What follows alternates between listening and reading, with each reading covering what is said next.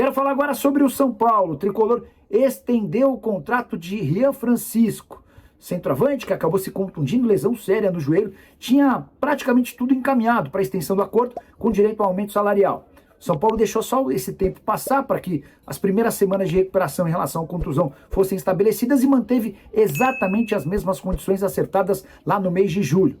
Dessa maneira, dá para dizer que o Rian Francisco, que tinha contrato até 30 de novembro de 2028, teve seu vínculo estendido até dezembro de 2029. Jogador que se contundiu num treino no centro de treinamento em 15 de julho. Ele passou no dia 30 do mesmo mês por uma cirurgia para correção do ligamento cruzado anterior do joelho esquerdo, além de uma leve lesão no menisco. A expectativa de volta é para o início do ano de 2026. Só para completar, registrar que André Silva também não joga mais nesse ano e o Caleri, no melhor dos cenários, pode ficar à disposição entre os meses de novembro e dezembro. A saideira sobre o São Paulo. Rigoni foi apresentado nessa quinta-feira e vestirá a camisa 77. Bora falar sobre assunto sério. O volante Luan, do São Paulo, fez um depoimento muito forte à revista The Players Tribune, que costuma ouvir jogadores em relatos grandes e importantes. O Luan vem convivendo com uma série de dificuldades para jogar no seu time do coração, o São Paulo. Primeiro ele teve uma lesão, depois foi emprestado para o Vitória, volta sem ser utilizado, chegou a ficar afastado, e ele descreve alguns desses momentos nessa entrevista. Vou abrir aspas para o Luan. E eu ligava para o Carlos Belmonte, diretor de futebol, e pedia para pelo menos fazer a pré-temporada. Esperava o Zubeldia nos corredores e implorava uma oportunidade de treinar com o time. Passava muito tempo sozinho, no meu quarto em casa, fazendo lista de jogadores que sofreram lesões graves, mas deram a volta por cima, como Zico, Ronaldo, Beckham, Ibrahimovic e Neymar. E eu tinha me recuperado e podia jogar em alto nível. Só que o medo de ser emprestado ou vendido e nunca mais jogar pelo São Paulo acabava comigo. Teve um dia da semana em que eu estava assistindo a um jogo nosso pelo Paulista na televisão e surtei. Uma angústia insuportável. Então, assim que a partida acabou, comecei a ligar e mandar mensagem para os meus companheiros que tinham acabado de jogar. Não lembro exatamente o que falei ou escrevi, mas deve ter sido algo preocupante, porque os caras foram lá em casa naquela mesma noite. O Luciano, o Jandrei, o Alan Franco e o Alisson. E sabe o que eu fiz? Não os recebi. Me tranquei no porão e não saí para falar com eles. Lá de dentro, soluçando de tanto chorar, eu pedia para eles serem campeões. Senti uma vergonha enorme.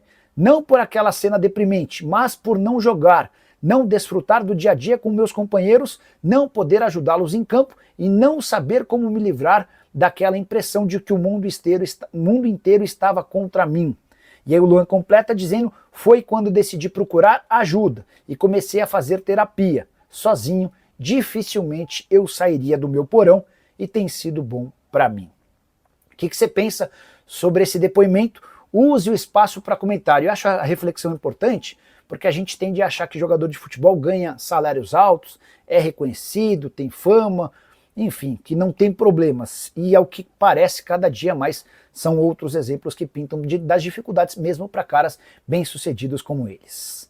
Quero te contar agora que o São Paulo já escolheu seus 3 atletas que serão inscritos na fase de quartas de final da Libertadores. São Paulo começa a enfrentar a partir da semana que vem a LDU, partida de ida na altitude de Quito, a volta no Morumbis.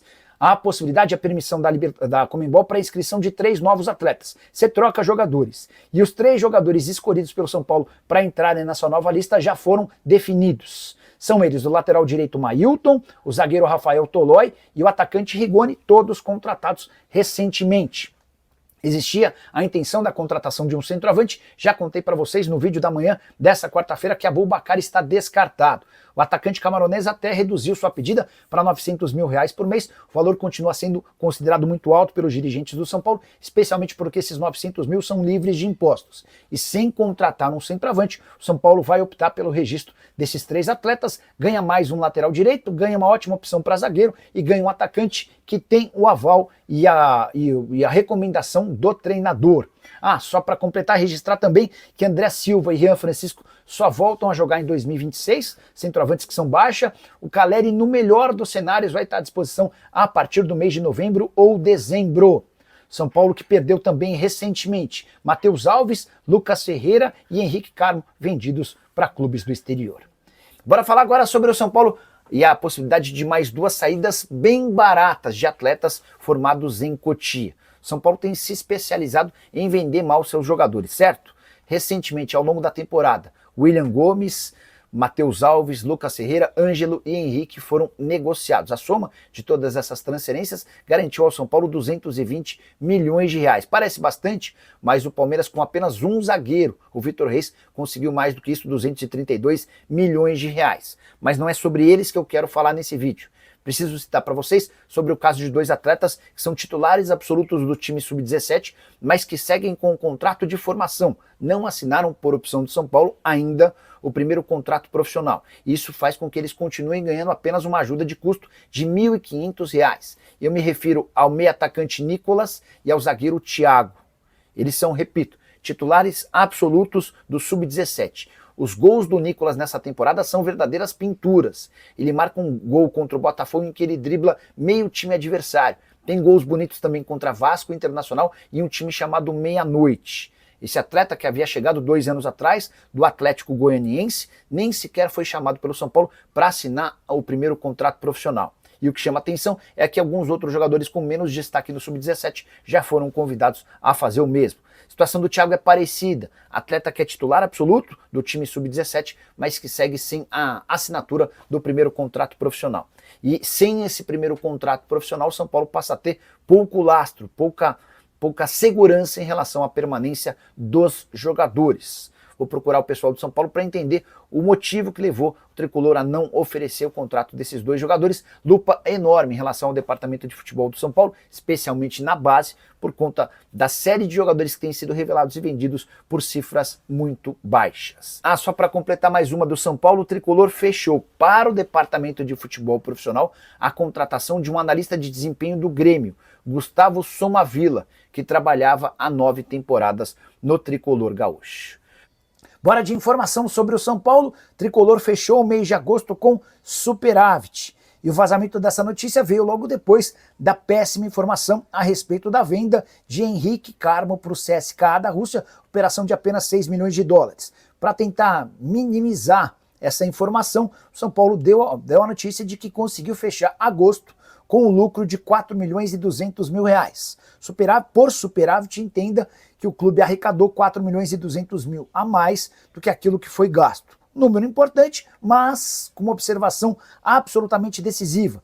A previsão na projeção orçamentária do São Paulo era de um lucro para esse período de agosto de 55 milhões e 600 mil reais. Confesso não ter entendido o que fez o São Paulo imaginar um faturamento tão grande para o 8º mês do ano. De qualquer forma, esse lucro de 4 milhões e 200 mil tem a ver com a venda do Lucas Ferreira para o Shakhtar Donetsk, operação de 10 milhões de euros ou 63 milhões de reais. O São Paulo ficou com 8 milhões de euros ou 50 milhões e 400 mil reais.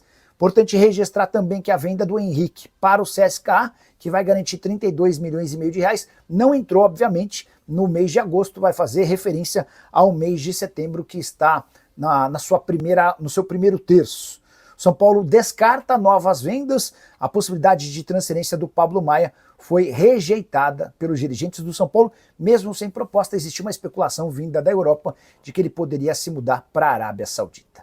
Bora direto para o giro de notícias com boa notícia no São Paulo. Arboleda e Marcos Antônio treinaram normalmente nessa quarta-feira, se mostrando completamente recuperados das lesões e ficarão à disposição para a partida do final de semana e, mais do que isso, para o jogo de ida das quartas de final da Libertadores da América contra a LDU na próxima semana. Já o Oscar segue sob supervisão do pessoal da fisioterapia. Não dá para cravar o retorno do meio atacante para um jogo tão próximo. Fala pessoal, estamos aí com atualizações importantes do São Paulo. Se inscreva e ative o sininho para receber mais atualizações do Tricolor. Deixe seu like, que é muito importante para o crescimento do canal. Utilize o espaço aqui embaixo para registrar sua opinião. Ficamos por aqui com mais esse giro de notícias. Um abraço e até o próximo vídeo.